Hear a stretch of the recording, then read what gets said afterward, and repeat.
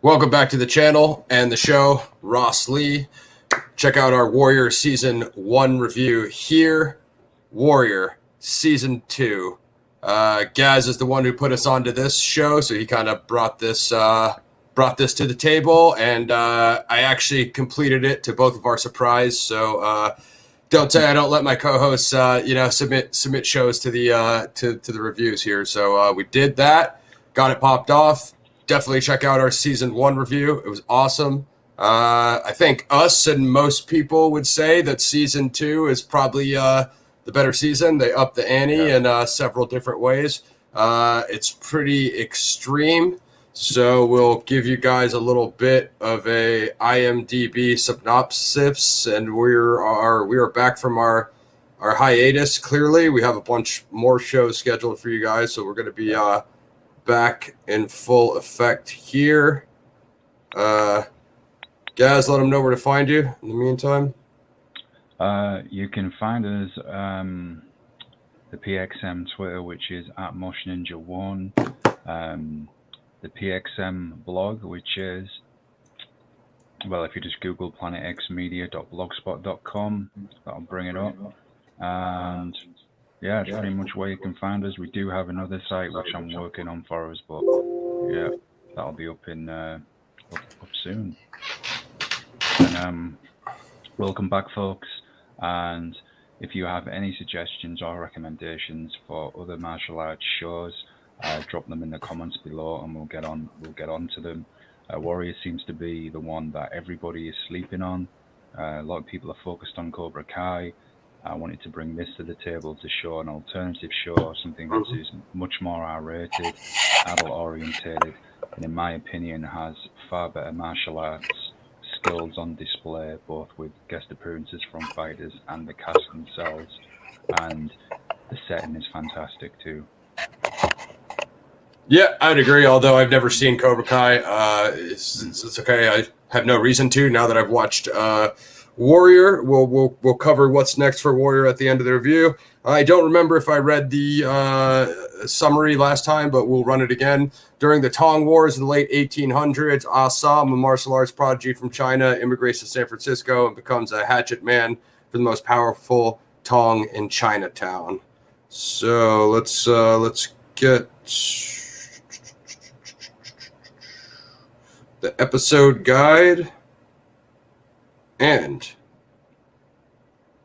episode 1, learn to endure or hire a bodyguard. Assam takes on new fights. Mei Ling worries about the threat that he may pose. I believe this is the way we left Season 1 was Assam pretty much left the Tongs due to turmoil inside the gangs. We're probably going to do spoilers, guys. I mean, this stuff came out like quite a bit ago, so if you're that far behind, go run Season 1 and 2 real quick, and then come back here, pause this, watch both seasons, then come back here, and you can pick up this review here. That's, if I'm not mistaken, that's like when he's stuck in the Fight Club. He's basically renegade, and he's fighting for money, essentially, and just doing odd jobs or whatever and fighting for money. Beating down guys viciously in the Fight Club. Definitely some brutal, hardcore fight sequences, and beating up guys, slapping them around. Yeah, we found Assam, as Ross said, he's in a Barbary fight pit in the ship that's docked in port. Some of the fights are really brutal. He's kind of almost like a machine. This is surviving on instinct. He kind of lost face with the Tong at the end of season 1 when he lost the fight against Mei Ling's bodyguard. So I guess he's trying to find his fighter's spirit again, get his confidence back. And yeah, it's such a brutal opening. The lady that runs the fight pit as well, she sees potential in him, and that kind of sets up a future story arc, which we'll come to as we go through the episodes. I believe it's in this Fight Club. Doesn't he fight the dreadlock capoeira dude that Tony Jaa fights in The Protector? Dude, that guy is in every martial arts movie show I've ever seen. That guy is awesome, though. I understand why he keeps coming up. But I was like, once I seen him, I'm like, oh yeah, hell yeah, this guy's the man. Gonna have to get that actor's name. Oh hell yeah! And there's a brutal fight. One of the other ones stood out. I think it was kind of like a strongman guy who he fought, and that was a pretty killer exchange. I mean, if you think the thing I will say, folks, about season 2, if you think season 1 started to get bloody and gritty, as Ross said, they just upped the ante 1000%, and it still continues to rise as you get through the season. Oh yeah. Yeah, there was some utterly insane sequences as we covered in season 1, and you kind of sit there and wonder how they're going to, as Gaz said, up that ante, and they certainly do. They certainly do big time. So that brings us to episode 2, The Chinese Connection. Sam and Young Jun pursue a secretive deal. Penny looks for protection. Mei Ling sends a message. Don't remember too much of that one. I think that's the one where Mei Ling meets up with that other girl, and they kind of have like that little like awkward face off in the crowd, and she feels disrespected because her presence didn't get acknowledged. Which, okay, whatever. But it is, and that girl for me, I know who you're talking about. I think it's the girl that runs the brothel, who's quite a handy martial artist herself. Ends up being a badass. Oh yeah, and she's quite a good character. Yep. Yeah. I definitely want to get to that what she does towards the end, which we won't ruin it now. But when you first kind of see her, you're thinking, oh, like, is this a Mei Ling that's just gonna politic and do crime, and like, I don't really care about her, and then they throw you a curveball, as Gaz was saying, and when she pops off, you're like, wouldn't want to piss her off in her brothel and mess around and kick my ass. Sam and Young Jun meet a curious recruit.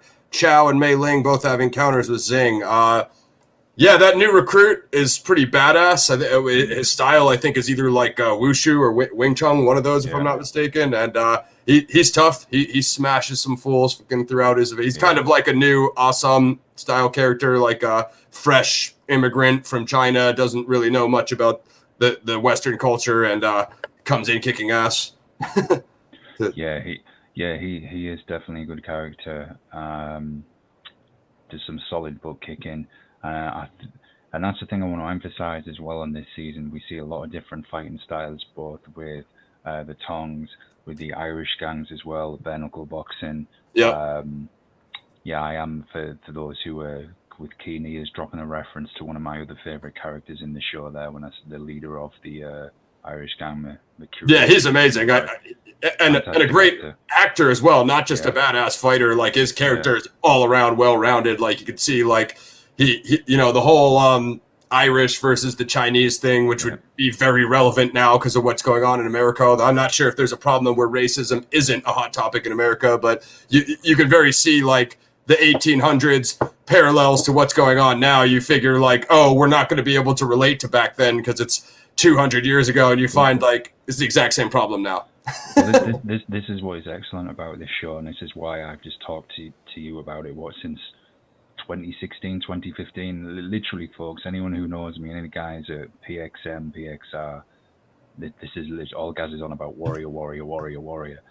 And like Ross just said, there's familiar scenarios that we can relate to in our current times, but it's nice to see something set in the Victorian era, but in America. Because, and this is no slight on shows set in London or Paris, but we don't see it enough, in my opinion, in Victorian America, apart from the other show, which hopefully we can get to for a future review, The Alienist, which is very good. So we're seeing this real world problems that we can relate to now, but also the period setting and a little bit of a different take, and it's fantastic. I mean, it opens straight up in going back to season 1, where they're taking the the immigrants right off the boats. You're going to work here, do this, whatever you. And that was something that was going on even in the American Civil War, with conscripting people fight for the Union then. So very well thought out show with real world relatable scenarios. Absolutely. And, again, I feel like if you were to see Victorian America, like 99% of the times it'll be New York or the East Coast, like New York or Philly or Boston, and not much in the West Coast. Which as Gaz knows, I love San Francisco. I've been there probably 10 times at least. You know what I mean? And Zodiac Files episode 3 coming soon. But yeah, I'm looking forward to shoot some stuff in the Bay Area as well. Let's get to, I believe what episode are we on? Episode 4. Some scheme to protect. Just jumping in, was it episode 3? Didn't we? Did I just? I think I just did 3. 3 was when they introduced. Yeah, you're right. The new guy. Yeah. Yeah, you're right. Sorry. 4. If you don't see blood, you didn't come to play. Obviously, some fights. Some scheme to protect Penny's factory while serving his own covert Hopway agenda seems to be working well, but Leary has other plans for the factory that will change things drastically. What you have here are the I guess, native Irish population, if that makes any sense, because obviously it's America, it's not Native Ireland, but versus the Chinese workers, and they're all competing for the factory job. So it's creating, massive, racial divide and civil unrest. You know what I mean? Definitely some good stuff. Let's see. This is where they're this is an interesting one, folks, because Sam positions himself nicely. He's back in favour with the tongue and is using this to kind of get leverage. I'll just say spoiler alert, by storing I think they're storing opium, aren't they? In Penny's factory. And whilst this is going on, have we got to the set of killings that are happening in Chinatown with the sword assassins? Yeah, episode 3, I wrote in my notes, it has the big house fight at the end. I can't remember if that's is that when you said Mei Ling's bodyguard was like sparring those other dudes and it breaks into that huge fight, but I can't remember if that's the one where the cops bust in at the end with the guns, or is that later on? Yeah, they do a few times where they have to disperse because it's isn't it the lady who owns a brothel, the girl who she takes in, I think in season 1 towards the end, who's actually really killer swordswoman. Yeah, so right. So the police are looking for the sword killer. It's kind of a Jack the Ripper thing, and they're assuming it's a person of Asian descent or Chinese or whatever because of the method of the sword. And I think it was either episode 3 or episode 4, but I'm not gonna lie, it was kind of losing my interest because it was so slow. And I don't want to say it was slow, but it was a lot of talking. And if you're really into the dramatic aspects of Warrior, I'm not, it's not bad acting or anything, but there's a certain reason why Gaz and I are watching the show, and as well as why we're reviewing both seasons. And I was starting to slip, you know what I mean? And right when I was starting to slip, they bust out with that giant machete sword fight, start slicing guys to smithereens. Then the cops bust in with rifles, start blasting people away, and they catch the one dude who they basically blame for being the sword killer, but it's not actually him, right? Or they don't even have proof that it's him, but they're they're gonna get this guy. Yes, dude, freaking Gray Stage. Shout out to my dude Greg and the guys over at the Gray Stage. Greg. Yeah, I was on their show earlier. Great show. It looks like he's versed in Warrior, so this guy knows his stuff. Also, Dark Side of the Ring's back, Greg, so you got to get with us on that. Ross read my mind, Greg. Get out this man. So much to talk about with wrestling. What's with popping off with AEW at the moment? It's absolutely fire, Greg. All the names, and I better shut up. I'll end up turning this into a whole wrestling fanboy show. Lose all the kung fu guys. Yeah. So yeah, that one was slowing down, and I was like, I don't know what's going on here, and then it just popped off crazy and went nuts. Episode 4. Is this episode? Oh no, this is episode 5. Apparently, Penny finds her business in trouble. Leary gets a warning. Bill and Chow put their plot into action. Is Bill a Psalms homie, or is that? Or I'm not sure which one Bill is. But Bill, yeah, Bill. I guess he's on relatively good terms with him. He's a good guy deep down who gets himself mixed up with some of the wrong people, as we see, because he ends up running jobs for one of the rival Ton gangs who come to attack his family in one of the episodes, and his partner, the one who's from Georgia, Lee, Lee, who's his name, comes and helps him, and his wife takes the kids and leaves him. So Bill's kind of, back by himself. But yeah, definitely. As we see, as we'll get to towards the end of the season, he does try and keep the peace and look out for everyone. So he's troubled guy with a good heart. Yeah, I mean, I really like the way the end of this season turns together with pitting, would-be allies against each other and just all the crazy stuff. That those last 3-4 episodes are like the craziest thing ever. Go ahead. Well, if you think about it, and we'll get to this towards the end of the review, but the way this season finishes, folks, it actually sets it all up for the third season for allies to be against each other. I've got to behave myself for now. We'll get to it just the way it finishes, but we'll come back to that. Oh yeah, for sure. Episode 5, Assam, Young Jung, and Hong travel to Vega for a fight tournament. So this is my episode. I was waiting to get to this ever since Gaz told me there was UFC fighters in season 2. So the whole time I'm watching it, all right, who from the freaking UFC is gonna be in this one? Freaking shout out to Michael Bisping, UFC legend, champion from the UK, ridiculous fighter.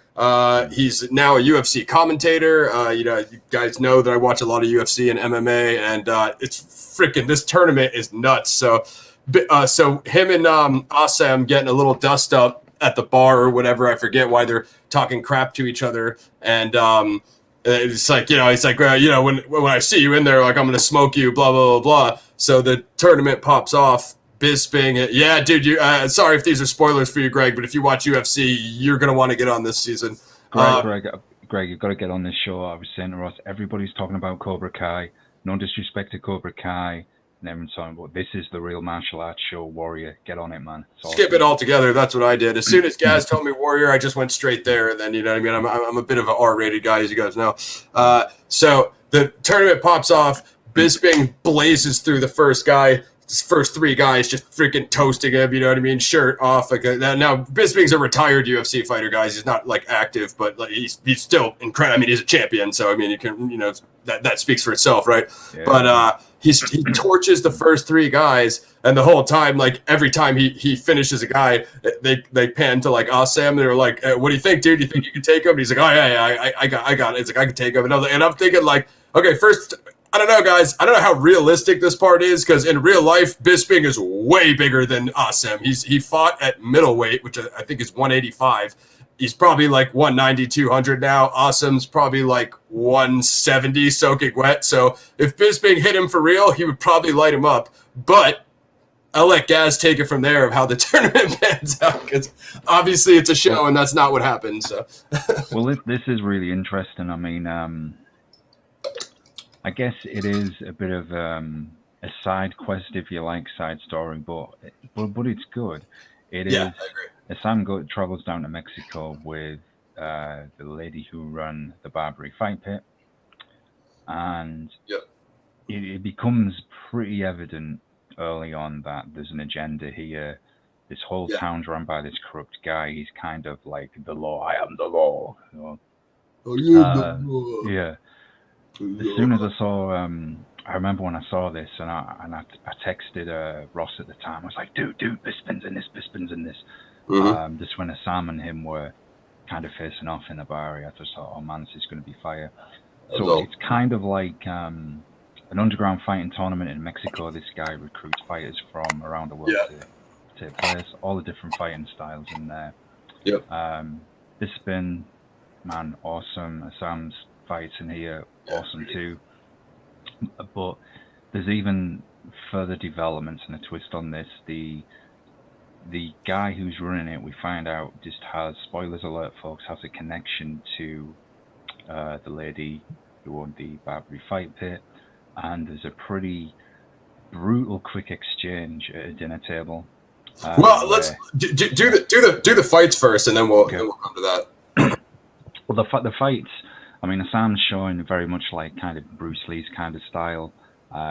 Very fast, whippy, snappy kicks. It's been with his, UFC, MMA. There's wrestlers, there's grappling in here. Yeah, there's like every style. There's every style, but it's R-rated. It's awesome. The choreography is good. It's well timed, well paced. And it gets through the fights very quickly. So Bisping wins the first 3 rounds, and what happens, guys? Well, there's an interesting glance with the Sam and Bisping across the. And I when I was watching this episode, I honestly thought, when I saw this, I think Sam's not going to win this one, but it's going to maybe come out with respect. Yeah. The guy's going to respect him and walks away, but because he's lost before, it's not like he's won every fight. So. Well, yeah, exactly. Well, that's good. Why? Because then showing the guy is immortal. He can lose, and then he comes back stronger, because that's all part of the warrior's journey as well. I'm going to behave myself for once and not drop the spoilers on the fight. I'll just say it's very brutal and very fast.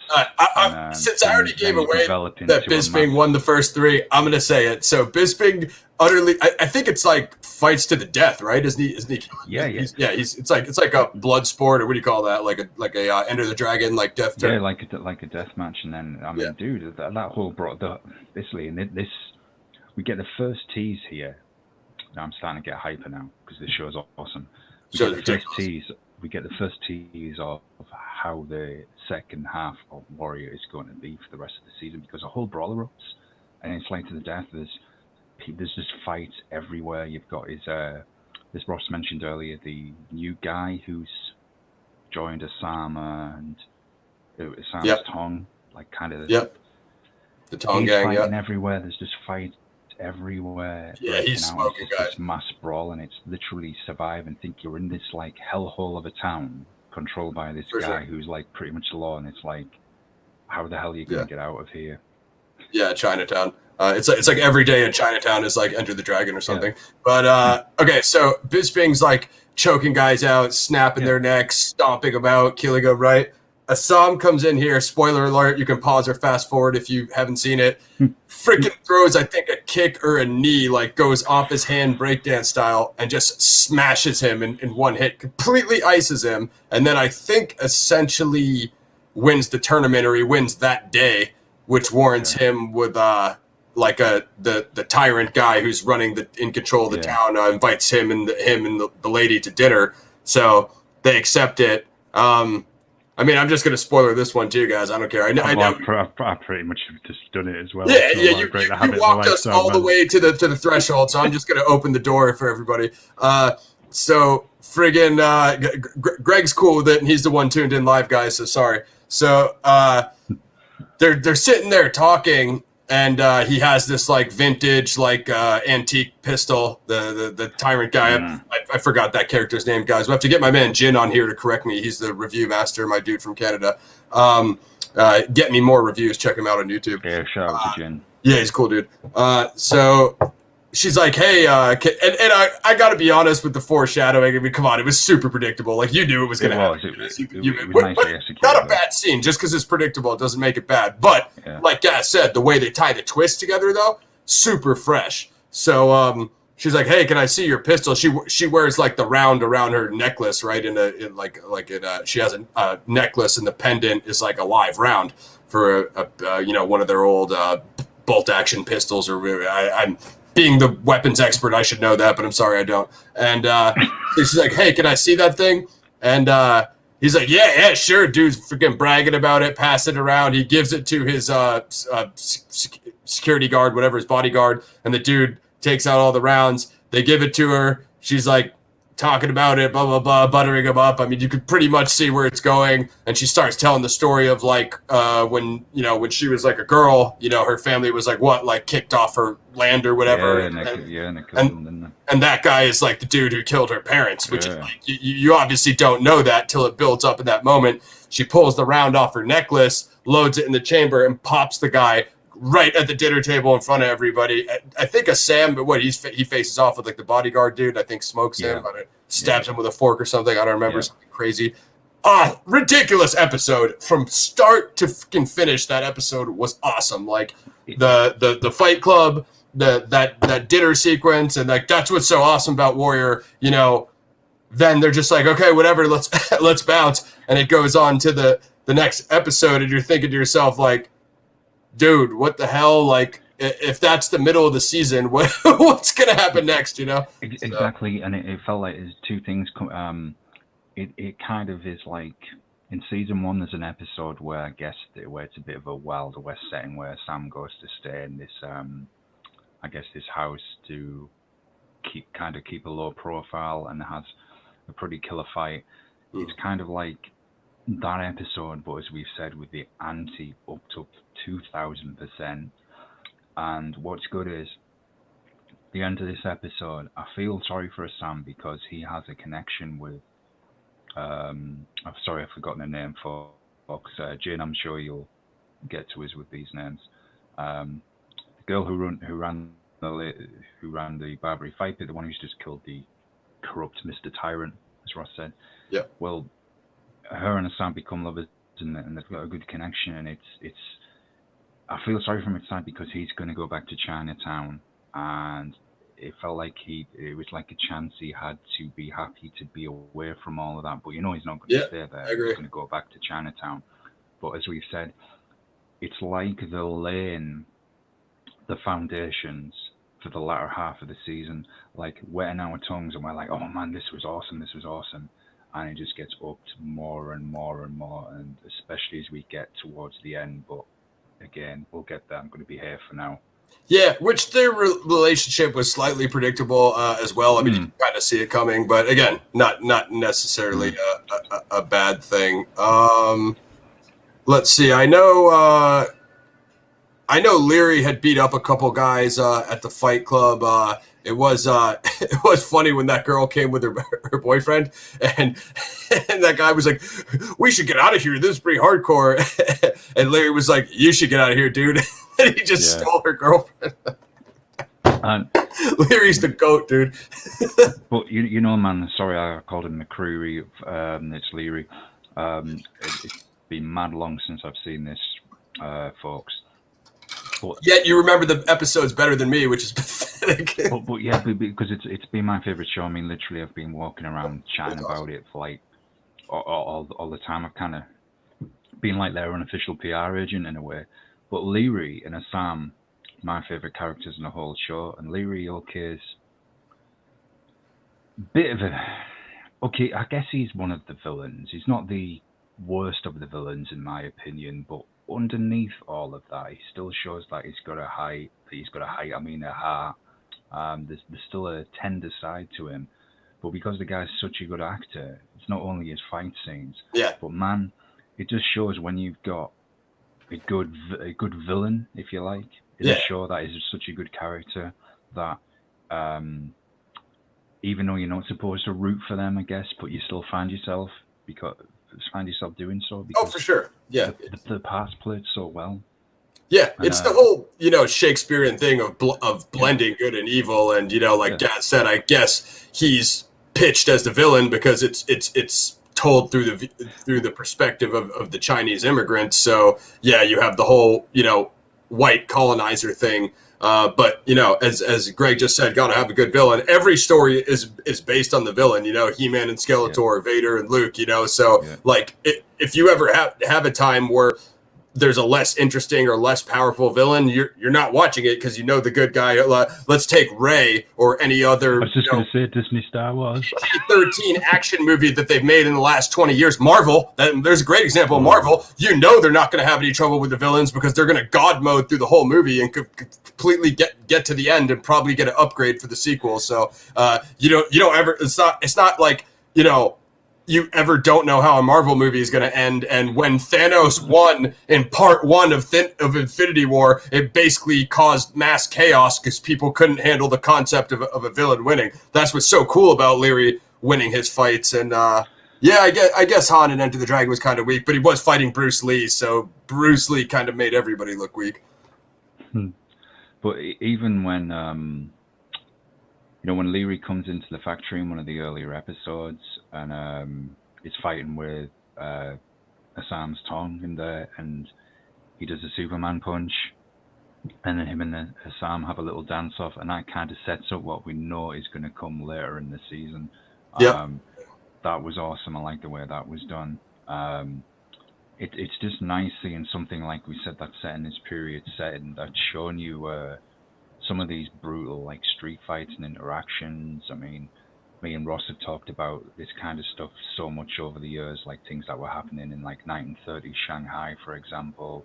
The Opium Wars in Hong Kong, and if you look in the history, folks, there's some really brutal stuff that happened there.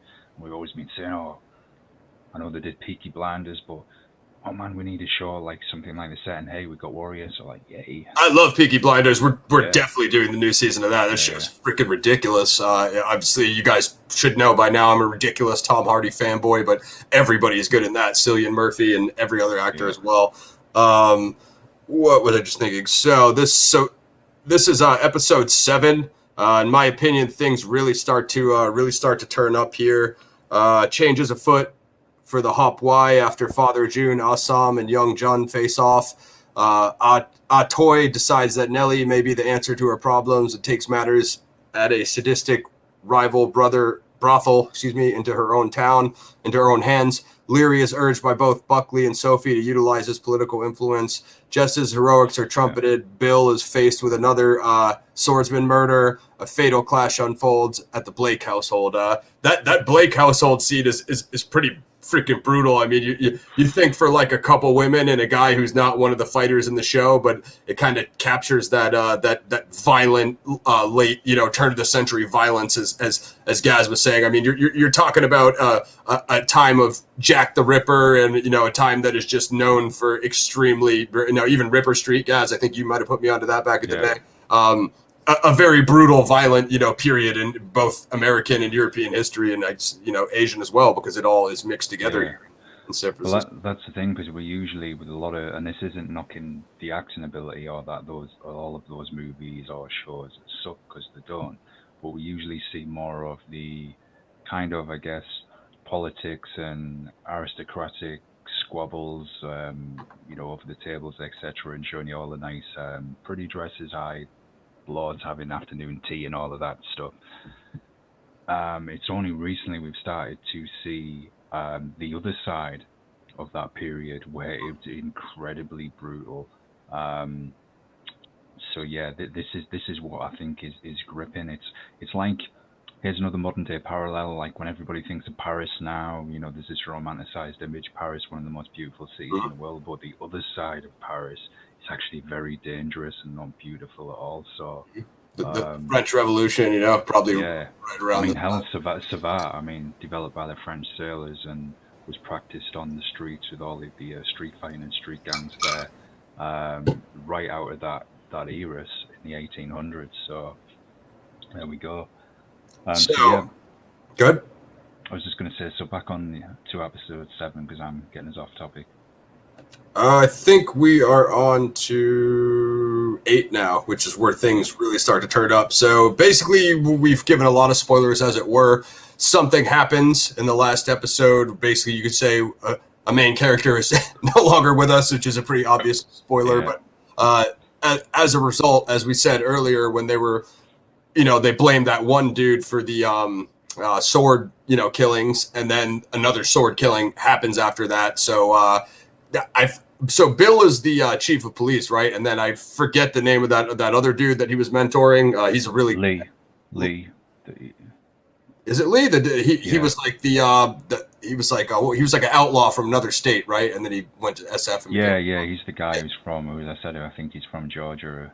Yeah. He's a southern guy. Epic character as well. You know what I mean? Yeah, I think he had a lot of depth to him. The way he, changed. They showed a little bit of his history before, and he kind of like he's a cop now, so he's kind of reformed or whatever.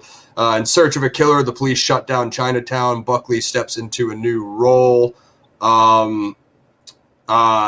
It gets pretty crazy here. So, when that character we were just referring to is dispatched, the police lock down Chinatown, and they're basically like raiding businesses, and they're like, you guys got to hand this guy over, da-da-da-da-da. This is like the apex of the season for me, like right here when these next couple episodes are like utterly insane and also a bit less predictable, which I like. It's tough when you go through a show and you just every single thing that's gonna happen. And I would definitely argue that towards the end of this, you don't. The shop owner dude, who was like the weapon supplier, he was like getting. The one who got his daughter out of the. Yeah. He's a very solid character. I like him a lot. You know what I mean? He's kind of a go-between all the factions in some ways, and he kind of just does business with whoever has the money. But a very cool dude. A lot of depth to him in these last couple episodes. Shall we just get the party started and go right into episode 9, Enter the Dragon? Yeah. I think so. This is where it all sparks off, and I'll just say this. It kind of has a feel of Gangs of New York for me. Yeah. With martial arts. A bit more hardcore mixed with some Jackie Chan. Who am I? You know what I mean? Like. But let's get into it. So essentially, we'll just say that the police. So the dude, the shop owner guy, who, as I was saying, he was basically harboring someone who was under search for a crime, and basically they try to. And he's also he deals with like the bodies, right? Shipping them back to China. So yeah.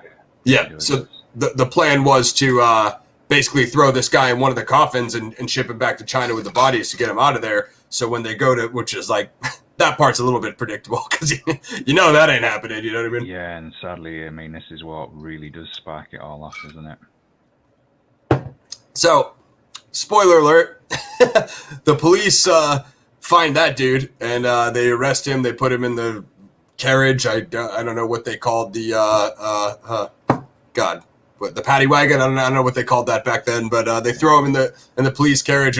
There's like not many of them on the detail, right? I think there's like 6 or maybe 8 of them. Like, so you can kind of see how it's gonna go. The boys go over to Leary. They voice their complaints, the Irish mates, and they're not real pleased with the current state of affairs and the current atmosphere of the city.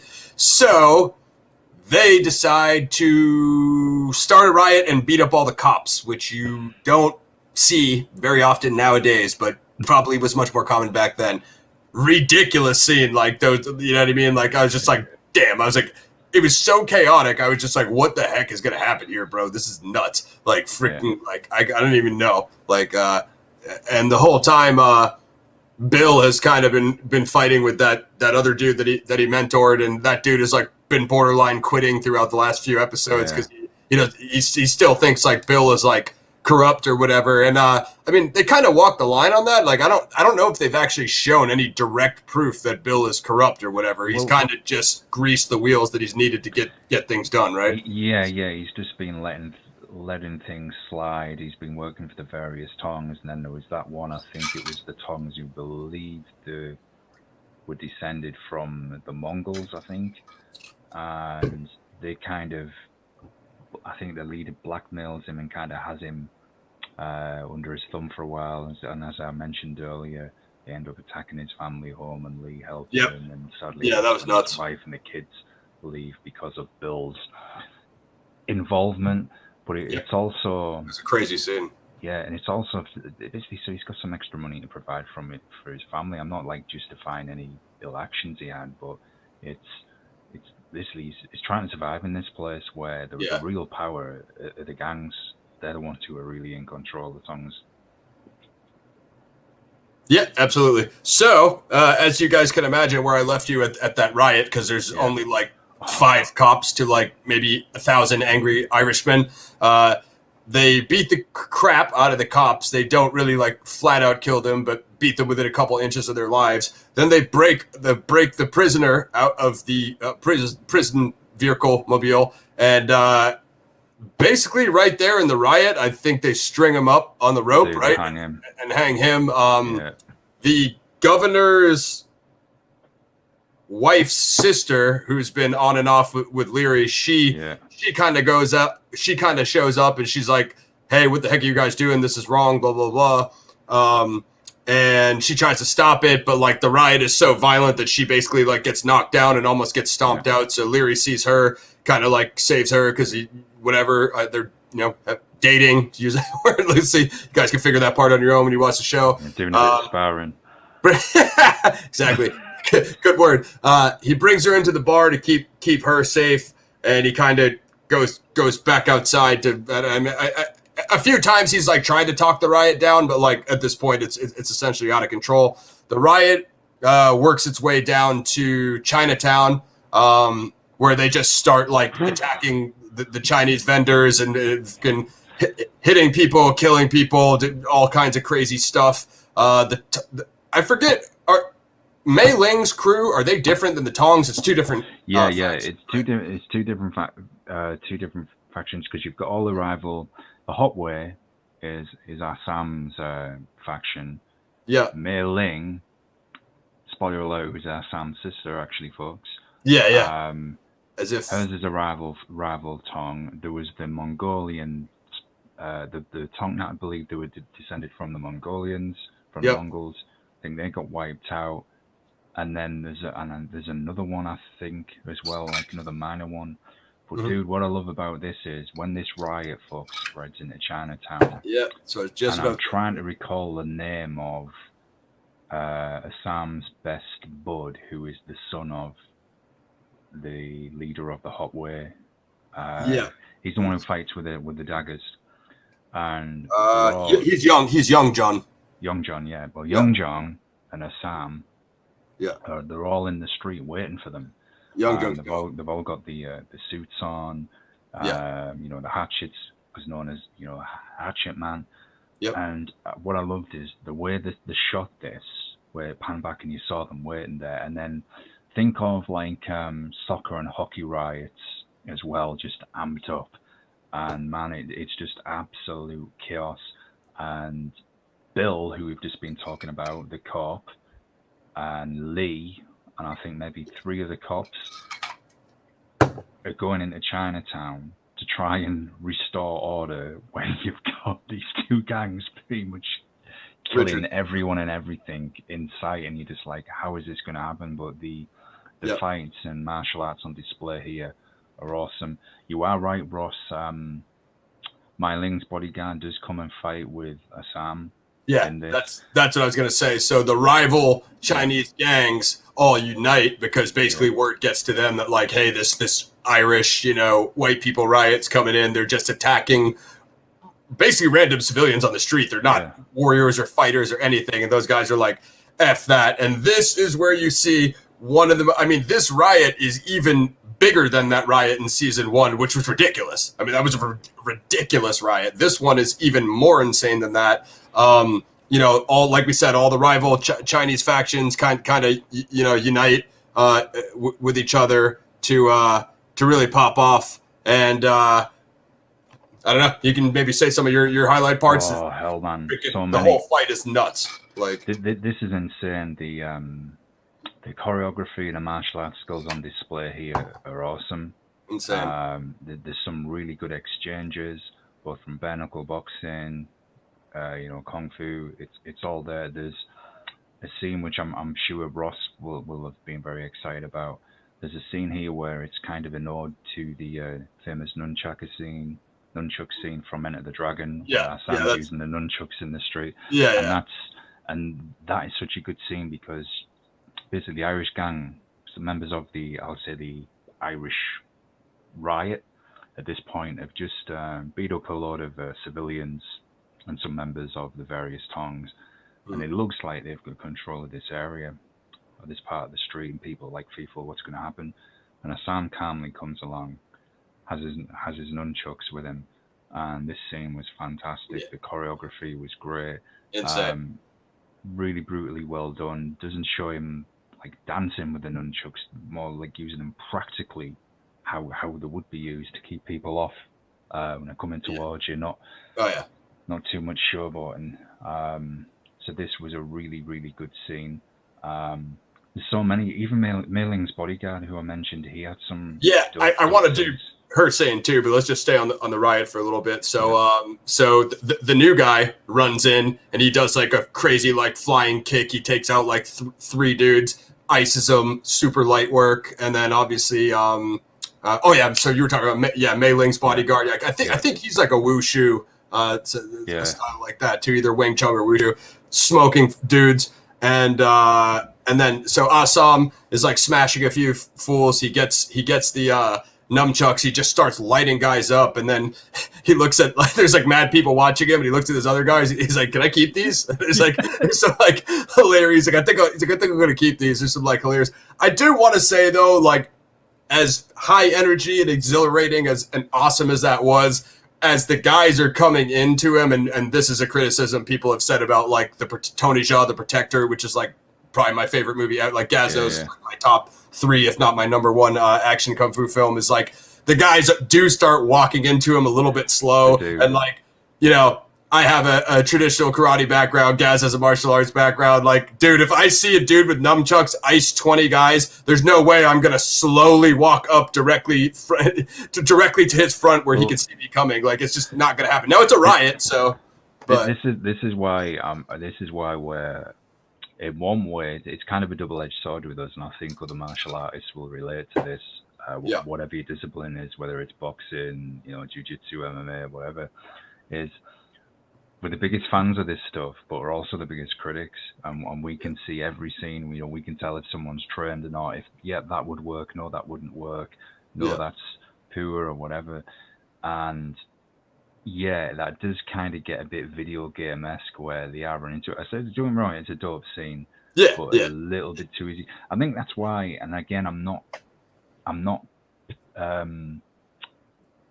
picking fault with Cobra Kai all the time. I'm not saying it doesn't have its moments, but I think that's why I'm so super critical of that show, because a lot of people in Cobra Kai, I can tell, don't train. Choreography isn't that good.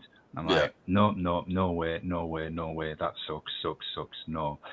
At least with Warrior, it's okay, there's moments where it's non-practical, but there's some believable moments. Some moments still a really good show. I'm sure I'm nitpicking. If you don't, I mean, if you just watch like UFC or wrestling casually, you know what I mean? You'll probably think it's awesome. I'm just saying it's such a long riot and such a long fight sequence, particularly that like as guys are like slowly walking into his nunchuck lawnmower. You know what I mean? I'm sorry, but common sense says if you see the guy with nunchucks light up 50 people, are you gonna slowly walk into that freaking? You know what I mean? No one's gonna do that. But anyway, it's cool. It's a firefight. It's amazing. While that's going on, the brothel lady who I forgot about that scene. What's her name? Is she a toy? Maybe she's a toy. Yeah, a toy. Oh god, I forgot about that scene. Okay, we for sure got to do that one. It's crazy. So those are cops that go in there, right? Yeah. So a couple of dirty cops go in there, and she's like, "What?" Go ahead. Hang on a minute. Just remembered something. Other cops, because it's remember. Yeah, I think it is. You're right. I'm remembering back to a scene we forgot where it's 2 brothers who were butchers who pretended to be cops or something and beat someone up. Oh, they were fake cops. Okay, I didn't pick up that they were butchers. I thought they were just dirty cops. So that's crazy. They got uniforms.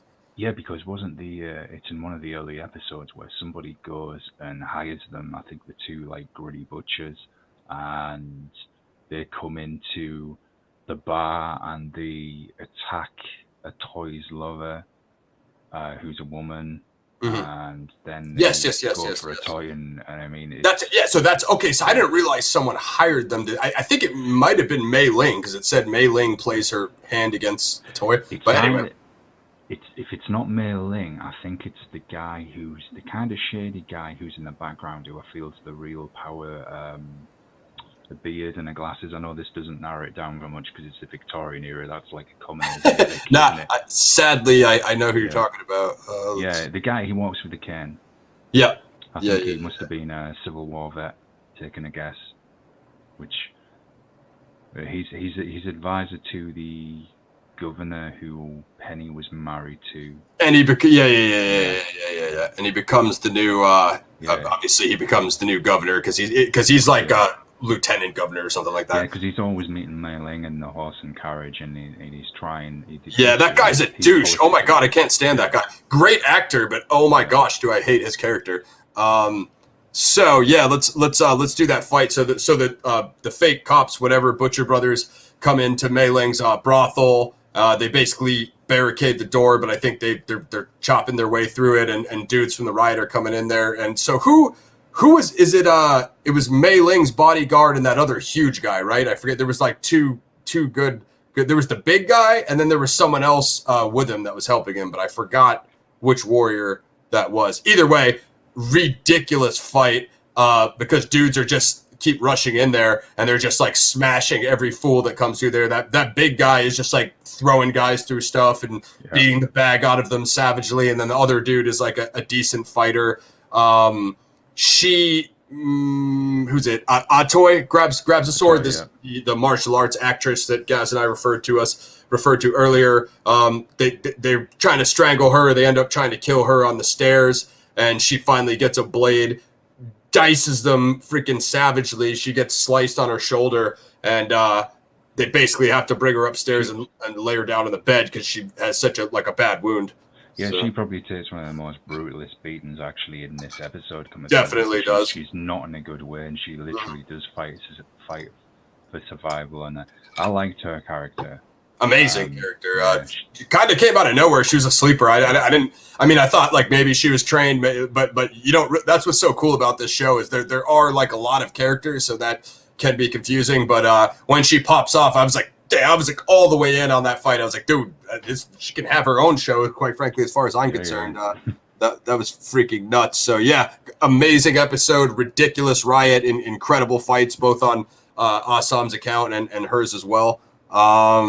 We could pretty much maybe get into some of this ending, guys. Last episode is episode 10, Man on the Wall. I love how this plays out because after Assam smokes like 90 people with nunchucks, some dude who's amazing at painting comes out and paints a giant mural of him, and it's like perfectly accurately his face, which I'm thinking like that's akin to being on a wanted poster in like late century San Francisco. I'm like, bro, now like every cop knows it was you, like every Irish guy knows it was you, and he has the nunchucks and the mural. Yeah. I'm like, dude, the whole city's gonna try to kill him. It is another throwback and appreciation of Bruce Lee, basically. But yeah, it was you are cool, right, because it's basically putting a target in a whole advertisement saying, oh, by the way, Assam's here. Yeah. I was like, dude, they're all going to be looking for him. Yeah, I mean, killer artwork, centuries ahead of his time. That guy was too good, man. I would have said, like, hey, I appreciate the homage, but, like, maybe just, like, gloss over my face a little bit, make me look a little more generic. Not exactly like myself. Yeah, exactly. You see, this episode, I thought was really interesting. I loved as well. Man, and I'm getting flashbacks to when I saw this, and I remember, as I mentioned earlier, I was messaging Ross, fanboying over this show. I mean, which is a regular habit of mine. And I remember at the time, I was like, bro, the Sam Lee fight. You've got to get on this show. You've got to get on. You've got to see this. You've got to. Oh yeah. Oh my God. So, Sam to kind of, I guess, show Leary basically that the Chinese, they're not frightened of the Irish. The Irish gangs aren't welcome in Chinatown. That if they try to riot again or come in there, they're going to have to deal with Assam. So Assam knows he's not just going to go for your standard Joe whoever. So he goes for Leary. He goes for the top guy. And I'd been wanting to see this guy throw down all season. He's had a few skirmishes, a few bare knuckle boxing fights out in the back, which to use a wrestling term, most of them were squash matches. 1 minute, boom, done. Yeah, he was just torching guys. Yeah, he was. Well, real quick, let me just run the summary real quick. Young John faces a crucial decision after Mei Ling tries to drive a wedge between him and Assam. That's she mentions that she's Assam's sister, and he never told Young John. He kept it on the down low, so he's kind of like, dude, is she serious right now? That's a cool scene, you know what I mean? Like that again. Like, not all the dramatic scenes we were saying are bad guys. Most of them are good. It's just like in the beginning of the season, I felt some of them just dragged on a little bit too long. And what's good about that scene, it gives him a dilemma. It's like, man, you didn't tell us, but I kind of understand as well. Yeah, right. So that was pretty good. Hell yeah, he didn't want to create more crap. Yeah. Assam, who takes the opportunity to go on the offensive against Leary, resolved to take Buckley down. Penny goes to the press. Mei Ling finally plays her hand against the Hopway.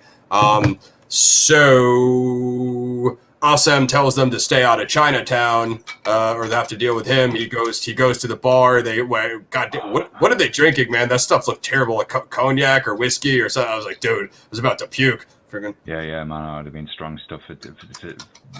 I mean, hell, if they were drinking that stuff, then fighting as well. I mean, hell, that shows the stamina I had. But bro, man, most people can't land a punch or a kick 100% dead sober. Like, look at like UFC, and it's not like you're getting all messed up. Like you train sober for like 6 months before you have those fights. Yeah. These dudes are smashing back shots, talking crap to each other. Like, so we're gonna do this or what? Like, you want to go outside? So.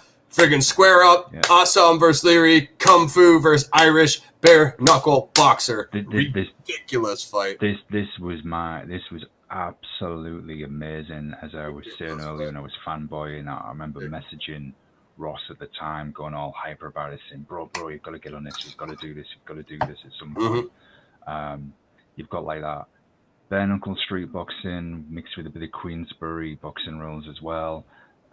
Both sizing each other up, being very strategic, feeling each other out. And I honestly, I guess it could be predictable saying, we expect Assam to win, but I wasn't so sure because he's lost before. I thought, no. Yeah. Well, I wasn't expecting him to win, actually. I thought Leary's going to win this. Bigger. This rivalry is going to continue into the next season. Then Assam beats him in the next season. But spoiler alert, no, Assam does win. And it's a very brutal fight. For sure. I mean, they both get dropped, I think, 2 or 3 times each. It just goes on and on. Like the riot lets them fight it out. It's really not like fixed for the most part. Like if someone gets like pushed into the crowd, they kind of just push them back in the ring. Make a circle and fight it. It's some old school, old fashioned rules. It is, and people at the end of the fight, they respect Assam. They move out his way. Even Leary does, but there's still the respect from Assam to him as well. And that's what I liked about it. And then it's the warrior spirit. Yeah, and when Assam comes back into Chinatown, you see the big mural of the guy who was clearly way ahead of 19th century standards with. Dude is like Michelangelo of Chinatown, like. Yeah, but this sets up an interesting dynamic because Assam's seen as the hero and savior of Chinatown, and then I've forgotten his name again. The new leader of the Hot Way, it's his friend. Is it Young? Young John. Young John, yeah. Young John kind of looks at Assam and is like, and like we were saying earlier, allies to become rivals. They're seeing Assam as the hero, as the savior. They're going to see him as the leader of the Hot Way in all but name when it's me. So they're obviously going to explore this dynamic in the next season. So that's going to leave his questions. What is Assam going to do? Is he kind of going to have to? Is he going to leave himself? Or will Young John keep him close to him, thinking, no, I best have this guy close to me. He's always been at my side, my number one enforcer. But is it going to come to a point where this guy, whether he wants to be leader or not, which he does, that this is Assam's goal. He wants to be leader of Hotway to get at Mei Ling, who I've got to be honest, Mei Ling, and this shows that it's a good character. She grates on me. She's my least favorite character in the entire show. Yeah. And then Penny's sister. Yeah. Talented actress, but some of these villains, Horrible. you are for sure gonna hate them, and it's just because the performances are so good. You're like, oh, I hate this person, man or woman. And that's another thing I think that shines in Warrior, the acting. There's some really good actors in here that shine, that really I think deserve to get the skills shone on even further with other stuff as well. I think I mentioned it before, and I don't know if the version you were watching had this, Gaz, because I'm on HBO Max, but I think you said you did see some of it. At the end of the episodes, they have those kind of behind-the-scenes insights, interviews with the talent and stuff like that, and like you can really see how into the characters the actors are and how versed of the lore and the story. Like they know every little interaction of all the characters' relationships, and it's cool to see. It's cool to see them out of character, just as cool as it is to see them in character, because you're like, oh wow, like this person is taking the role seriously, you know what I mean? It's like, it's a cool little, if you're into that kind of behind the scenes stuff, it's a cool little insight. Yeah, fantastic. I even like the soundtrack, man. Fire. It was fire. It was like foreign hip hop music and mixed with spaghetti western.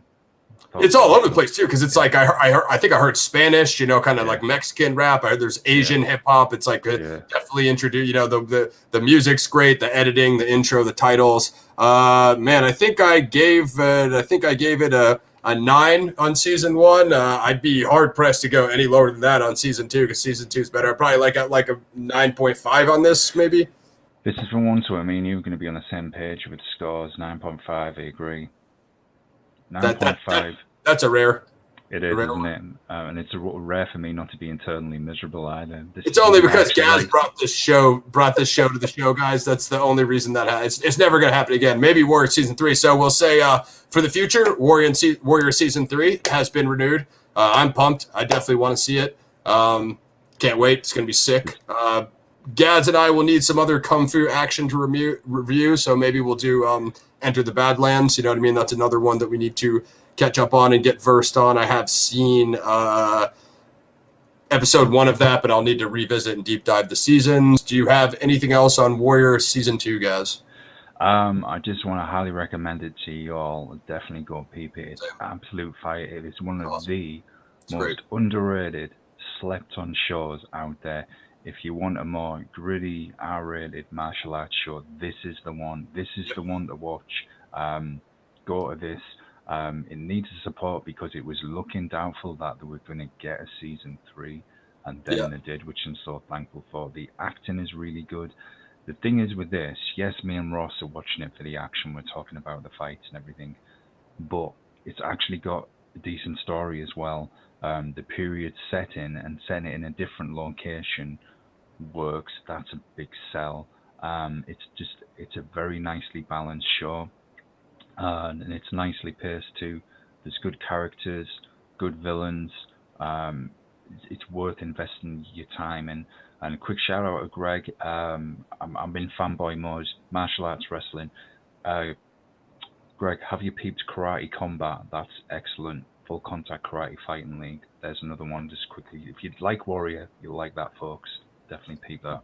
Definitely get on over to the Gray Stage and support those guys. They do a lot of great research into the Crowley case, and I did a couple deep dives of the Gray State script with Greg here on the channel, so feel free to like and sub those. What do we have coming up next? We have a whole bunch of things. Oh man, so much. Show coming up next is Zodiac 2007. David Fincher, Jake Gyllenhaal, Mark Ruffalo, Robert Downey Jr. That is like the big movie about the Zodiac killer. If you guys have been following my true crime series, The Zodiac Files, that will be going down Sunday. We're going to have an epic power panel for that, 2 p.m. PSD. Like, sub, share, click your notifications. We're going to have myself, Ned DeHaan from Black Box Online Radio. Check out his channel. He does all the Zodiac and true crime stuff there. We're going to have Michael Morford, formerly of ZodiacKillerSite.com. He is of ZodiacKiller.net. That's his new site. If you're in the Zodiac true crime research community, you know Mike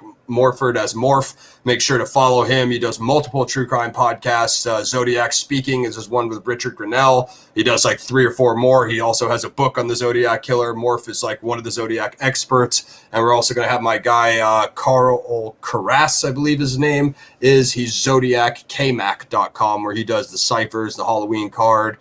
I think his suspect is Lawrence Kane. And he's got some good stuff about the whole Frank Sinatra connection. Larry Kane, I think, Larry Kane's like ex-wife or girlfriend dated Frank Sinatra. So the whole mafia crime connection to the Zodiac case, that's an interesting one. So yeah, we're gonna hopefully have. I kind of just brought that back because we're in a little bit of lull on my series, but we're looking to get episode 3 out, Cherry Joe Bates murder mystery, for the end of next month. But Sunday, tune in. The Zodiac review is going to be crazy. If you haven't seen the movie, you can check it out before we do the review. It's pretty good. I mean, I liked it a lot the first time I saw it. Of course, I didn't know the case the first time I saw it. So revisiting it after I knew the case, yeah, I'm not going to say it's 100% accurate because I don't think there is a 100% accurate true crime movie. But it gets certain things very right, and other things are kind of like, where'd they get that one? But it's also because it's based on the book Zodiac by Robert Graysmith. He was the cartoonist who worked at the SF Chronicle during the Zodiac crimes. So it's a mixture of like what was going on at the time versus the story from Robert Graysmith's perspective, and he's played by Jake Gyllenhaal in the movie. But it does have like a very accurate depiction of some of the what's called the canonical crimes that Zodiac took credit for, mostly the Lake Berryessa stabbing, where he wore the famous black hood with the Zodiac logo, and he attacked Brian Hartnell and Cecilia Shepard in broad daylight at Lake Berryessa. Actually, when they did that scene, Dave Fincher went back on the same day to the exact same location. So it's a fairly accurate depiction of what happened. Other than that, if you guys have stuff you want us to do, kung fu, true crime, action, extremely violent, grindhouse, R-rated, crazy things, we do all that. Hit us in the comments below. And I did want to just peep our list real quick. Dark Side of the Ring Season 3 is on now. When that comes to completion, we will complete our Dark Side of the Ring epics. Into the Badlands is always a possibility. Yeah. What else we got? There's Castlevania. There's some anime stuff that Gaz has put me on to. We're gonna have some new short films. Hopefully some new anime with the homie Raymay. And I think that's basically it. If you have stuff for us, leave your comments below. Like, sub, share. Warrior Season 2. Of course, we'll be back for Warrior Season 3. We're always looking for kung fu action movies and martial arts films. I think there is some new Scott Adkins stuff out there. So we'll take a look at that as well. But in the meantime, like, sub, share, follow Gaz at MoshNinja1. Follow me. I usually have my Twitter on here, but today I'm Ross Lee, so you can grab the links below. Like, sub, share. Get ready for that Zodiac review. It's going to be a crazy one, boys. Fire y'all. Drop any recommendations, as Ross said, in the comments below, and we can check it out, feature it on the channel. Lots and lots of stuff coming, as Ross said, across many genres. Working on a lot of stuff behind the scenes as well, so just keep it locked. And peep Sunday, 2 p.m. PST on the channel, dope stuff, and talk to you all soon. Definitely some new PXM projects, as Gaz said. Also, make sure to follow the Twitch, twitch.tv/PlanetXGames. I'm going to be on Diablo 2 Resurrected, some new stuff. There's a bunch of new movies dropping next month, Venom and Carnage, Dune. I'm going to try to get a special guest on for the Dune review, and hopefully be doing some new stuff with her. Also, some new TV stuff. There's Doom Patrol. I'll probably be reviewing Season 3 of that. I like that show. It's pretty cool. And hopefully The Boys, whenever they come back. So that should be a good one, too. But, yeah, man, like I said, any recommendations? We do old stuff, new stuff. Yeah, get ready for Zodiac on Sunday. Should be epic. So yeah, peace out, y'all. We are out, guys. Enjoy. 1.